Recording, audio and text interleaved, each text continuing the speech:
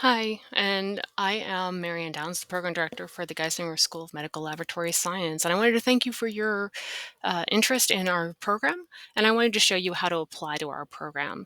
So, what you'll see here is the geisinger.org page, and you can find information about our program by going to Education and Research and selecting Health Professions. So all of our health professions programs are here on this page, and you'll find the School of Medical Laboratory Science within this list. And when you go to our program, you'll be able to find information about the general information about our program, what our goals, what our mission is, as well as information about the curriculum, what to expect within our program, and of course our admissions page. And so in our admissions page, you're going to want to make sure that you are able to meet the application requirements, the prerequisites. You need to be able to meet those prerequisites before you start our program. And our program starts in January, so you'd have to meet them by the end of the fall semester to be able to enter the program. And we will interview anyone who has a reasonable ability to meet those requirements as they move through. There's also documentation to read policies that involve our background checks, our drug screening, the essential functions of the program, what our requirements are for insurance, tobacco, and vaccination. And we do ask you about those in the application. And then whenever you're ready to apply, you can just hit apply now, and that will take you to our application page. So our application is a form, and you'll be able to enter your information, and anything that has a star is required information, and those things that don't have a star are not required information. And so once you're able to enter that information, you'll enter your demographic information, the city, county, etc., and your contact information. And then if your current address is different than your permanent address, please let us know that information. And then we'll take you to demographic information. And there's also some more information as to why we collect this. There's no there is no requirement for you to enter any of this information. However, we are collecting it to make sure that we are effectively marketing our program to everyone within our area evenly and equitably. And so we want to make sure that we are inclusive of all persons. So we're just collecting that information for that reason, to gather that from you. Again, you do not have to report that, but you can report that if you choose, and we do use that information.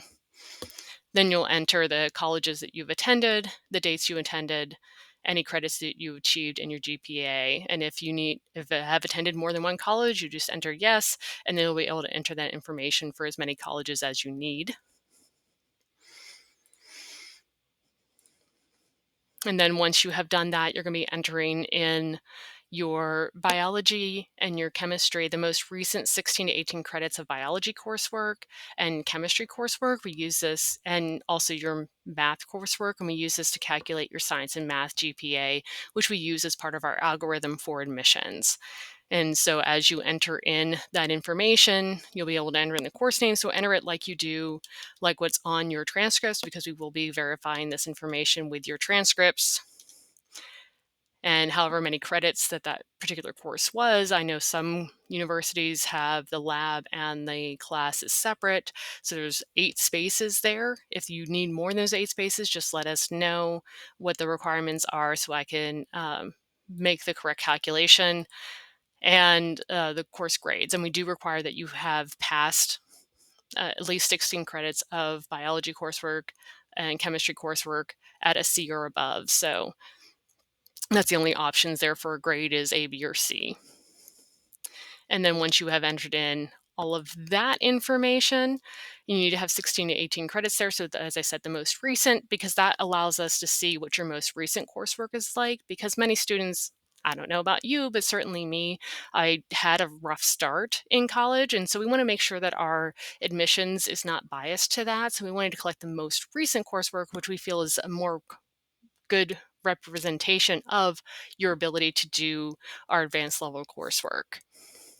So you do want to make sure that you have 16 to 18 credits, minimum of 16. So 4, 5, 6, 7, 8, 9, 10, 11, 12, 13, 14, 15, 16, 17, 18. So that ended up, in order to get to 16 credits, we needed to have that 8th course in there. And you'll do the same thing for your math coursework, and select the term that you are applying. So if you're applying for 2026 or for 2027, you'll enter that information in. And if you are currently enrolled in a 3+1 program where you do 3 years at a university and our program would count for your senior year, then you need to let us know which college that is and the academic advisor and their contact, so that we can confirm with them that you are or will be ready to be in the program in January of the term that you're selecting, as well as we are able to ensure that we have a current affiliation agreement with that college. And then the next is for entering your recommendations. So you do have the recommendations that you wanted to enter. So Alex Hamilton and email address.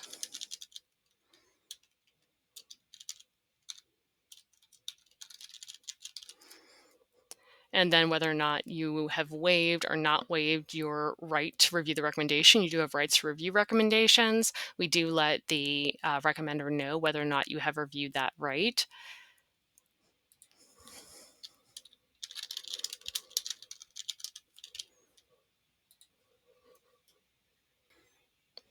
And once you have submitted that information, the next page asks for your personal statement, no more than 1,000 words. And if you are currently an employee at Geisinger, and which department you're in if you are, and if you're not, then you'll just go to the next page.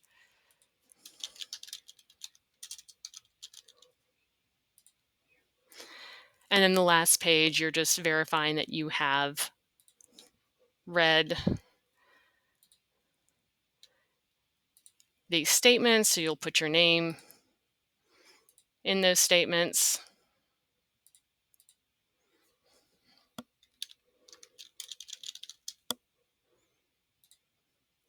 and submit the application.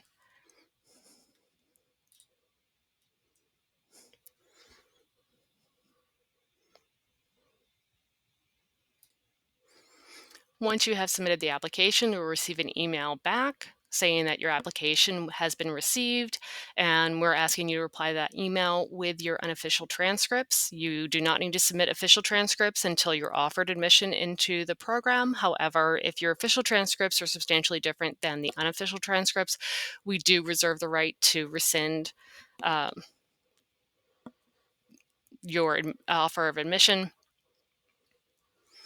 But we don't want to cause anyone to have any cost or jump through any extra hurdles in order to get their official transcripts until we offer them admission. So we only need them once we offer admission. And of course, just for the application and for the interview, we only need the unofficial transcripts. We do want to have those unofficial transcripts to verify the GPA so that we can plug it into our algorithm so that we can offer interviews.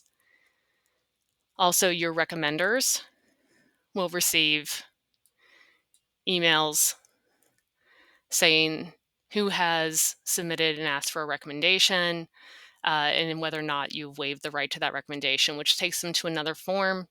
And then this form, just so that you know what they're being asked for, they will get an independent link to another form. And that form is asking them to submit their name, their position, their contact information so that we can verify anything in their submission, as well as the name of the applicant, how they know them, how they know you, how familiar they are with you, and then asking about your work ethic, reliability, leadership, communication, cooperation, and maturity, as well as allowing them to enter in some other comments about you for your recommendation. So thank you very much, and I hope that answers all of your questions regarding application to the School of Medical Laboratory Science. Thank you.